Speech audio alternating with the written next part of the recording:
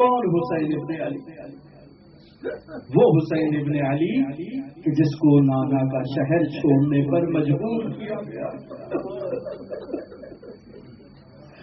حسین ابن علی کو آدھی رات کو پیغام پہنچایا گیا کہ دربار میں بلایا گیا ہے، زینب عالیہ بھی گھر پر موجود ہے، حسین کی زیارت کے لیے آئی ہے۔ کیا دیکھا کہ پیغام آیا ہے، حسین جا رہے ہیں۔ بنی ہاشم کے جوانوں کو بھی کہا کہ تم بھی ساتھ جاؤ۔ حسین کو پیغام ملا کہ بیعت کرو یا قتل کر دیے جاؤ گے۔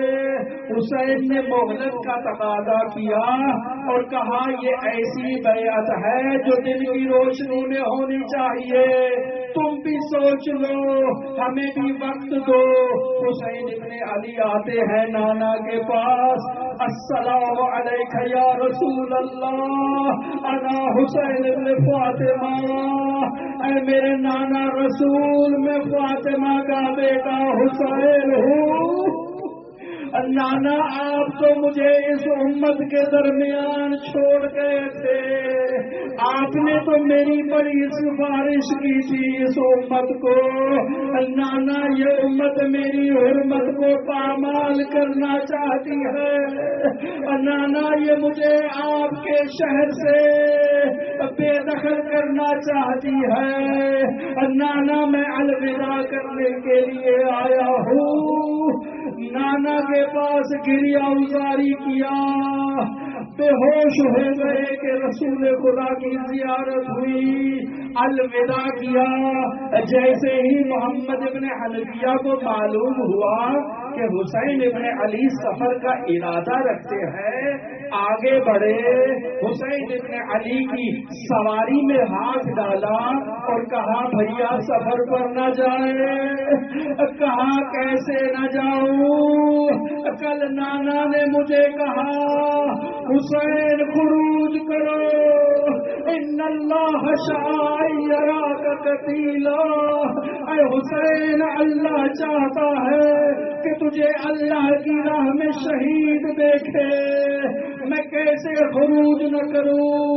ابن حنفیہ نے کہا انا للہ و انا الیہ راجعون۔ کہا ٹھیک ہے آپ جا رہے ہیں، یہ مخدرات عصمت و طہارت کو تو چھوڑ جائے۔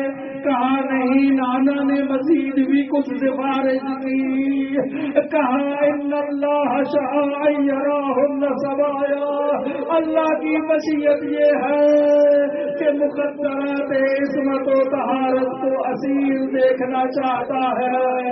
یہ قافلہ نکلا، بڑی عظمت سے نکلا، بڑی شان سے نکلا، لیکن جیسے ہی 2 محرم کو یہ قافلہ کربلا میں پہنچتا ہے تو وہاں حسین ابن علی اور زہیر ابن قین سے کہتے ہیں کہ یہ سرزمین کون سی ہے؟ زہیر کہتے ہیں یہاں مورچہ لگایا جائے تاکہ دشمن سے مقابلہ کیا جا سکے۔ کہا نہیں، ہمیں آگے چلنا ہے، آگے چلے۔ پھر کہا اس سرزمین کا کیا نام ہے؟ بتائے گئے نام، کسی نے نینوا کہا، کسی نے کچھ نام بتایا، کہا نہیں اس کا اور نام بتاؤ، یہ میری سواری ہے، یہ یہاں سے ہل نہیں رہی، آگے بڑھ نہیں رہی۔